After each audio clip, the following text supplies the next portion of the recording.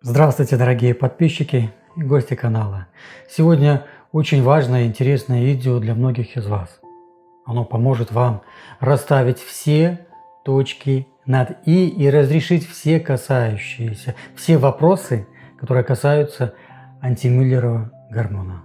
И в этом видео я расскажу вам, что такое антимюллеров гормон АМГ, какое он имеет значение и для мужчины, и для женщины, где и как вырабатывается, от чего зависят показатели уровня гормона АМГ в крови, когда лучше сдавать кровь на АМГ, как коаки-комбинированные контрацептивы влияют на синтез этого гормона, о зависимости уровня АМГ и пременопаузы. В двух словах расскажу, что делать, если уровень АМГ низкий или высокий, как лечат низкий уровень антимюллерова гормона и как повысить антимюллеров гормон естественными способами. Поэтому усаживайтесь поудобнее и смотрите. И сразу скажу, что я не гинеколог, я психотерапевт и занимаюсь именно психотерапией гинекологических, репродуктивных, нервных, психологических расстройств у женщин, потому что в большинстве случаев причиной этих расстройств является неэкологичное мышление и поведение на основе этого мышления.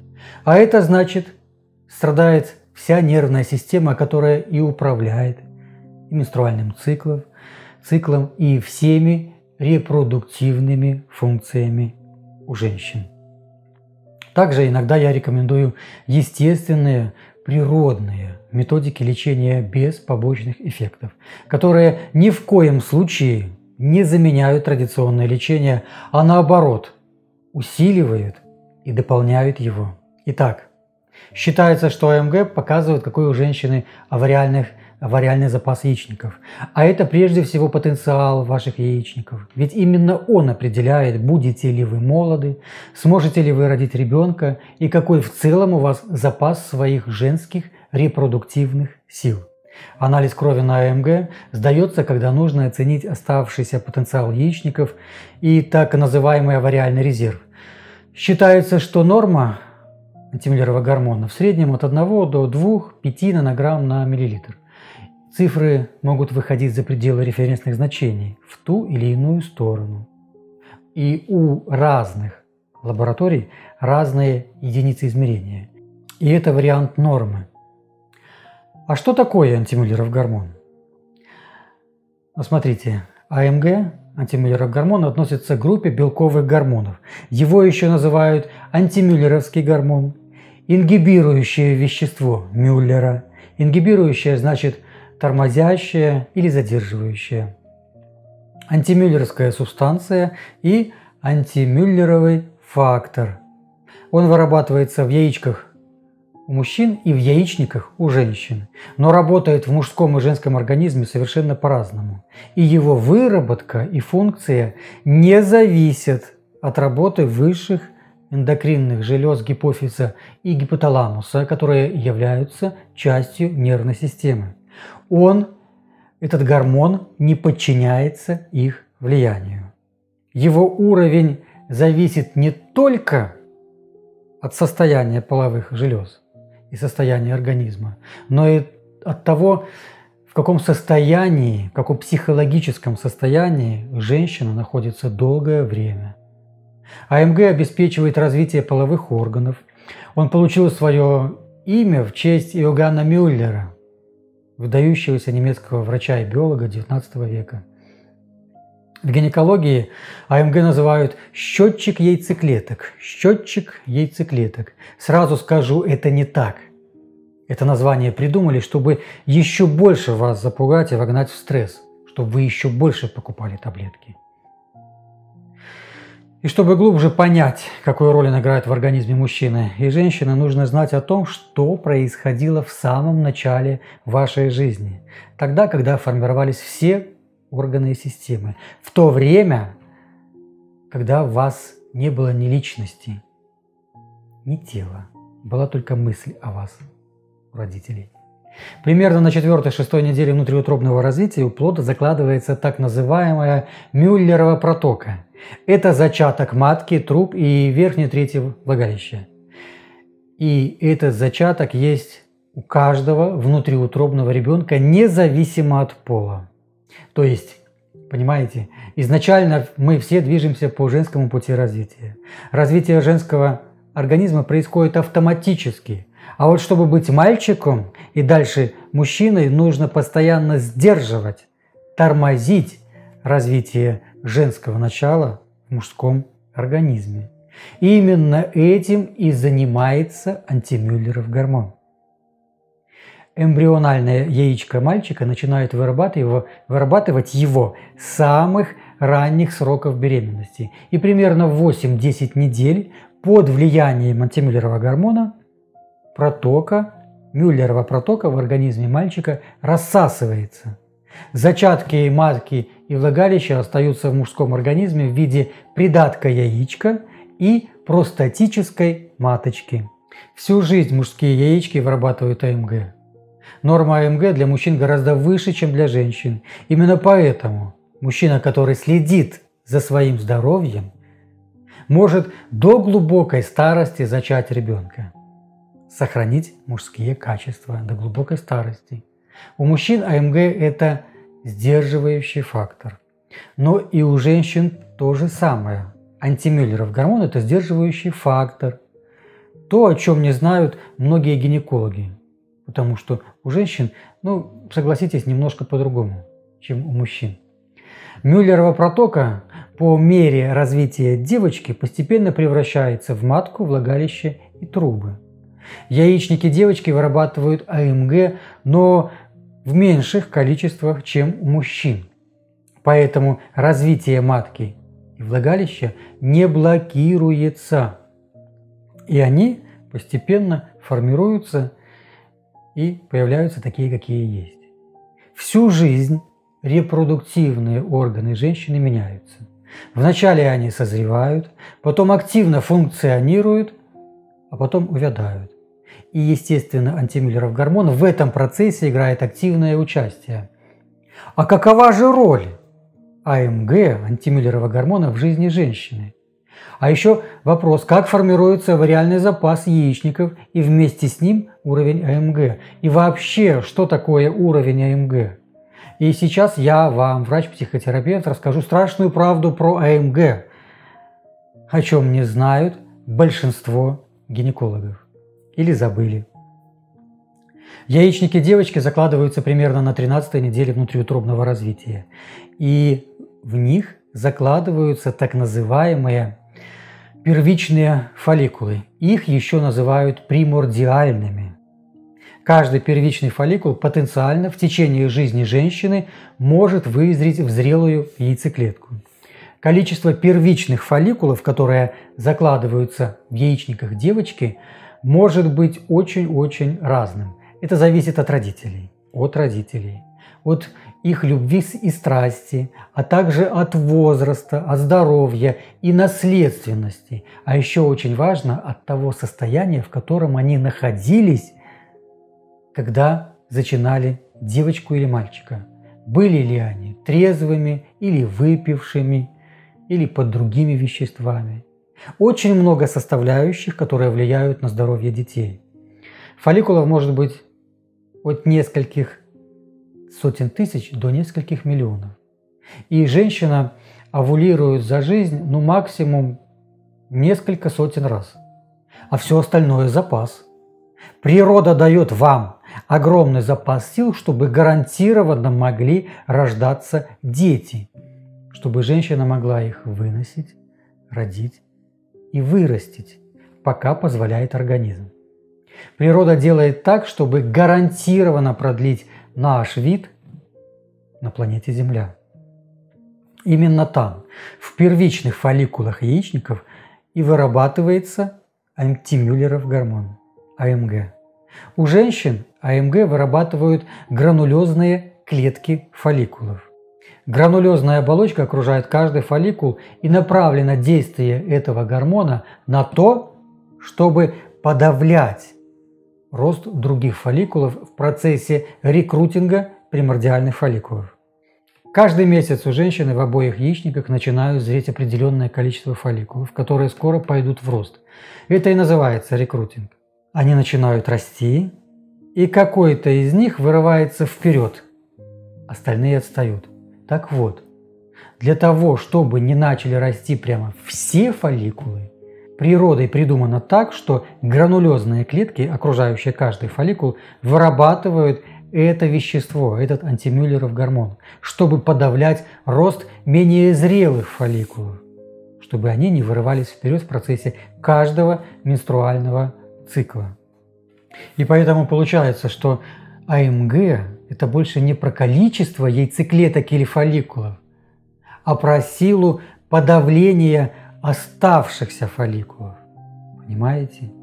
Но естественно, чем больше у вас примордиальных незрелых фолликулов, тем больше гранулезной оболочки вокруг них, тем больше они вырабатывают АМГ. Но суть этого явления заключается не в том, поймите, не в том, что этот гормон имеет какие-то определенные важные количественные показатели, а в том, что АМГ – это сила, с которой подавляются оставшиеся фолликулы яичников. И то, в каком психологическом состоянии находится женщина, особенно после 40 лет, зависит состояние ее организма в целом и репродуктивных органов в частности. У женщин антимюллеров гормон достигает максимума в активном репродуктивном возрасте, это примерно 20-30 лет. Ближе к пременопаузе он снижается. После прекращения менструации, когда прекращается созревание яйцеклеток и овуляция, естественно, он равен нулю. Поэтому норма антимюллерова гормона для разного периода женщин разная. Если по анализам антимюллеров гормона у женщины ниже нормы, и вам еще нет 45, то с большей долей вероятности вы находитесь уже долгое время в каком-либо стрессе, неврозе, или запущена психологическая программа выживания или самоуничтожения. И этого женщина совершенно не осознает. Я говорю вам как врач-психотерапевт и как врач-остеопат, который провел тысячи консультаций и сеансов по выходу из невротического состояния у женщин, у которых есть те или иные гинекологические и репродуктивные расстройства. Услышьте меня. Если вам нет еще и 40, а уровень АМГ примерно 0,03, 0,01, 0,05, 0,09, это не говорит о том, что реальный запас почти на нуле. Это, скорее всего, говорит о том, что у вас есть стресс и нет биологических, психических, нервных, моральных ресурсов для активации инстинкта продолжения рода, потому что активен режим выживания. Поймите меня. Особенно это усугубляется после посещения гинеколога и запугивания, что вы уже никогда не родите, поэтому срочно нужно идти на ЭКО или нужно пить гормоны. Хотя менструальный цикл в норме, почти все в норме. А еще опасно, когда гинекологи ставят диагнозы и при этом не применяют клинические протоколы постановки диагнозов. Я на консультациях вижу такое очень-очень часто. А что же еще способствует снижению уровня антимюллерова гормона? Ну, это естественно. Нездоровый образ жизни и мышления, а еще питание, вредные привычки, прием синтетических гормонов, стрессы, переживания, невроз и прочее, токсичные отношения. И если вовремя убрать все эти негативные и токсичные факторы, то скорость растраты вашего яичникового потенциала станет меньше, и его хватит на большее время. Даже если сейчас у вас очень низкий уровень АМГ. Вы должны понимать, что мы в жизни платим за все. Вернее, за все платят ваши яичники, иногда слишком дорогой ценой. Вашим здоровьем. Все стрессы, все детские болезни, все обстоятельства жизни женщины оплачены ее яичниками. И этот запас тает каждый день. Особенно велика скорость потери во время приема оральных контрацептивов. Стрессов, абортов, приема алкоголя, бессонных ночей, нервотрепок. После очень многих консультаций, которые помогли многим женщинам восстановить фертильность, я заметил, что год приема гормональных контрацептивов равен примерно 3-5 годам репродуктивного периода. Но не у всех. Потому что если потенциал яичников небольшой изначально, то потери могут быть критическими. Я часто встречаюсь в практике с ситуациями, когда буквально через несколько месяцев приема гормонов приводят женщину к состоянию пременопаузы, хотя она еще очень молодая. А кому-то и 5 лет приема комбинированных оральных контрацептивов нипочем. Это говорит о том, что у женщины потенциал большой. И внешне, может быть, ничего не заметно, что женщина что-то потеряла. Но потеря есть всегда. И рано или поздно все это проявится. Поэтому лучше не рисковать и не подвергать себя опасности. Не делайте ошибок. Нередко бывают ситуации, когда уровень АМГ у женщины, наоборот, высокий. Это часто бывает, когда женщина прекращает пить гормоны, или у нее диагностирован синдром поликистозных яичников, который может проявиться после приема контрацептивов, а может быть и сам по себе. Задают вопросы, связаны ли низкий АМГ и высокий ФСГ? Да, безусловно, есть связь. Особенно если в начале цикла определяют высокий ФСГ и говорят, что все плохо. Хотя на самом деле ничего плохого в этом нет. Абсолютно нет. Плохо только то, что вас начинают запугивать и, как многие из вас говорят, заставляют пить гормональные препараты, потому что постареете, развалитесь очень быстро. Вы представляете, какую чушь придумали для вас, чтобы заставить бедных женщин пить гормоны, от которых яичники угасают в разы быстрее. И сразу скажу, я не против ЗГТ, я не против дюфастона, фемастона и контрацептивов. Я против их бездумного применения. Смотрите, ФСГ вырабатывается гипофизом под действием гипоталамуса, которая часть нервной системы, чтобы простимулировать рост фолликулов, которые в процессе роста своего вырабатывают эстрогены, которые нужны для роста эндометрия, к которому должна прикрепиться оплодотворенная яйцеклетка. Но в силу тех или иных причин, например, состояние организма, сильный стресс, болезнь или фоновый пролонгированный стресс, невроз, эстрогены не повышаются в крови. То есть для мозга это сигнал для еще большего роста ФСГ. И высокий фолликулостимулирующий гормон – это не критический фактор вашей фертильности, поймите. Потому что мы живые. У нас есть сознание, психика и нервная система. Поэтому в силу тех или иных причин, о которых я говорил, яичники могут временно не отвечать на ФСГ. И он повышается. В моей практике было много случаев, когда у молодых женщин до 40 лет, да и в более позднем репродуктивном возрасте повышался ФСГ, снижался АМГ. То есть по анализам были симптомы начинающейся менопаузы. Появились приливы, не было менструаций. ФСГ был ближе к 80, а на УЗИ почти все пусто, хотя к УЗИ тоже много вопросов. А потом проходило некоторое время, женщина успокаивалась, отвлекалась, начинала делать конкретное и определенное действие, очищение организма, поменяла питание, отношение к себе и к миру вокруг, начала применять лекарственные травы, которые я рекомендую на консультациях, и через время ФСГ сам падал. Появились какие-то фолликулы в яичниках и даже начинались менструации.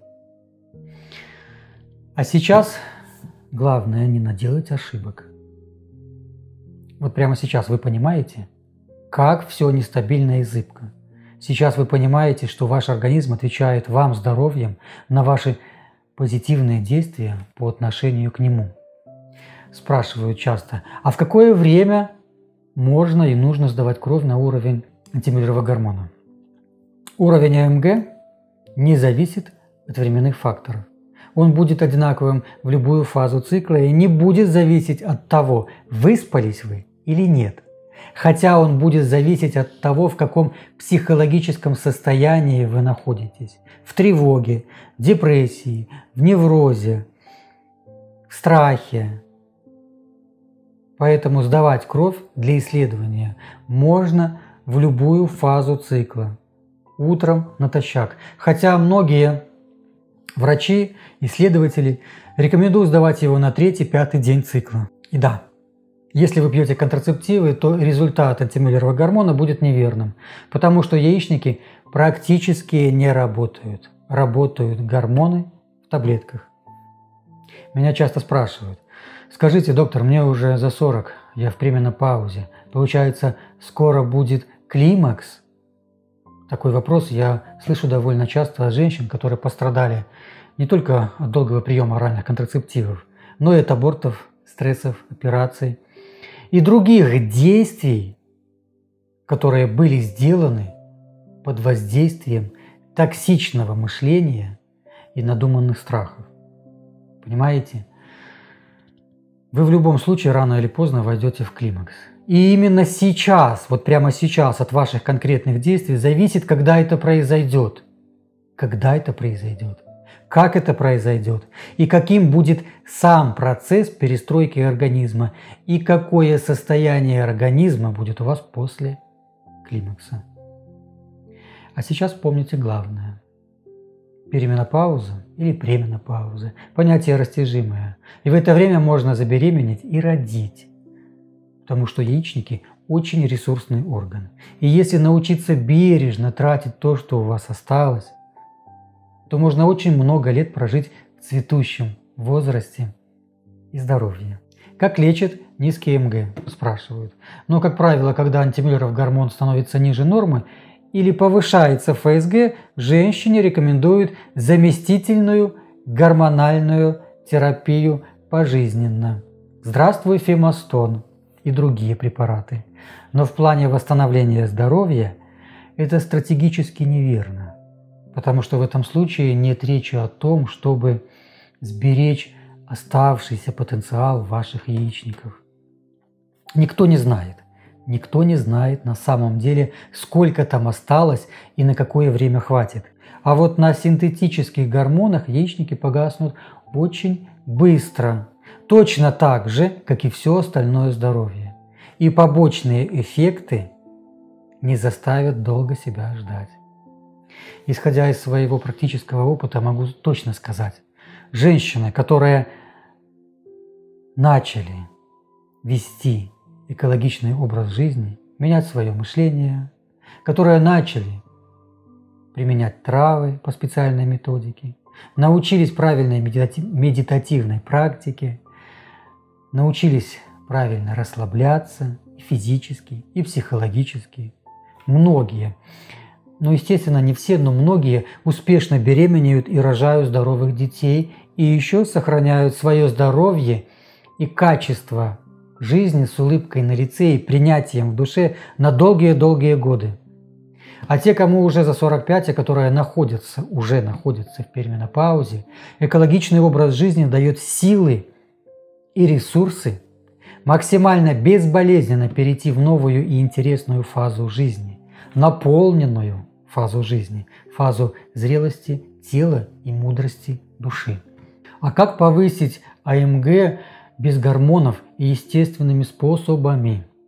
Смотрите, повышение уровня АМГ – это не просто повышение гормона, это прежде всего повышение вашего качества жизни, повышение качества питания, улучшение отношений с собой, с мужчинами, с миром вокруг. И, естественно, это очищение организма, прием лекарственных трав, это и регулярная сексуальная близость для удовольствия с любимым человеком, это и ежедневное делание специальных упражнений с приемом БАДов, витаминов. Понимаете, это целая система, которая требует дисциплины и прежде всего чистого и осознанного мышления, свободного от страхов, шаблонов, тревог и прочего, от всего того, что истощает ваши ресурсы, и жизненные, и энергетические. Но начинать нужно с простого. Уже прямо сегодня перестаньте кушать кофе по утрам, а также хлебобулочные и кондитерские изделия, которые продаются в магазинах. Уделите себе утром и вечером примерно 20-30 минут, чтобы побыть с собой, сделать упражнения, написать в дневник о своих эмоциях, чувствах, мыслях, страхах. Договоритесь с близкими, чтобы в это время вас никто не беспокоил. Рецепты из лекарственных трав вы можете найти вот в этих видео или в ссылках на видео под этим видео. Под этим видео. Видео. А если вы хотите большего, то вы можете позволить себе записаться на платную онлайн-консультацию по видеосвязи или ко мне, или к другому психологу или психотерапевту, чтобы разобрать те ошибки мышления, которые мешают вам быть здоровой и вести осознанную, наполненную и благополучную жизнь. А еще, чтобы продлить молодость яичников и вообще всего организма, я делаю специальную программу природного детокса или мягкого очищения организма. Мягкого, потому что все происходит без стресса и без насилия, без резких и больших перемен. Эта программа природного детокса направлена на очищение организма и мышления, а также на восстановление фертильности для женщин разных возрастов от 20 до 45 и выше. Потому что в разные возрастные периоды для женщины, да и для мужчины тоже, но в основном для женщин нужно немножко разные подходы. Немного другое питание, немного другие дозировки лекарственных трав, немного другие медитативные практики. А еще я заметил, что на этой программе у женщин уходит стресс. Они, можно сказать, видят свет в конце тоннеля, а значит, снижается уровень ФСГ и повышается АМГ. А если были различные расстройства с репродуктивными органами, у многих женщин уходят все симптомы болезней. И очень часто возвращается менструальный цикл. В этой программе природного детокса или очищения организма все учтено. Если эта программа уже готова, то вы можете получить ее по ссылке под этим видео, а если нет, то немножко подождите. Когда она будет готова, я сделаю анонс этой программы. Подпишитесь на канал, чтобы не пропустить этот анонс. Напоследок я вам скажу. Я встречался с ситуациями, когда при очень низком АМГ гораздо ниже нормы у женщин были и овуляции, и регулярные менструации, хотя многие из них этого не признавали. Видел благополучные беременности при АМГ 0,01, 0,03. Мы не знаем возможностей нашего организма и нашей психики. Крайне важно, чтобы молодая женщина не приняла внутрь себя эту искусственную, навязанную пременопаузу из уст гинекологов, не слушала тех, кто ее запугивает и не наделала ошибок в виде приема фемостона и других препаратов, контрацептивов. Все и всегда индивидуально. И я не советую вам подгонять себя под среднестатистические рамки и нормы. Поэтому берегите себя, имейте здравый смысл. Подпишитесь на канал, мне будет очень приятно. И я, как всегда, от всей души желаю вам счастья, здоровья, любви и благополучия. До встречи. Всегда ваш доктор Павел Сапегов.